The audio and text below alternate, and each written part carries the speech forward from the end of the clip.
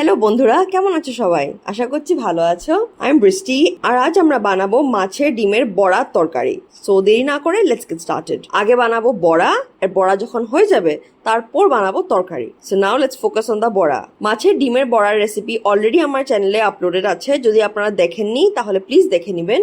আর এখন আমি বানাবো তরকারি। তরকারি বানানোর জন্য সবার আগে তেল গরম করব, তাতে দিব কিছু তেজপাতা আর শুকনো লঙ্কা, আর দিব কেটে রাখা আলু ঠিক এই সাইজের। তারপর দিয়ে দেব নুন আর হলুদ গুঁড়ো আর নুন দেওয়ার পর ভালো করে একবার মিশিয়ে নেব। আলুটা যখন মোটামুটি ভাজা হয়ে আসবে তখন দিব একটা পেস্ট। ওই পেস্টে আমি দিয়েছি পেঁয়াজ, আদা, রসুন আর টমেটো পেস্ট।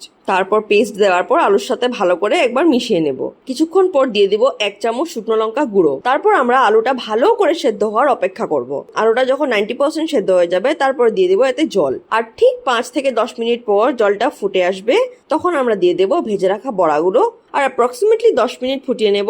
আর লাস্টে দেব ধনেপাতা। মাছের ডিমের বড়া তরকারি তৈরি।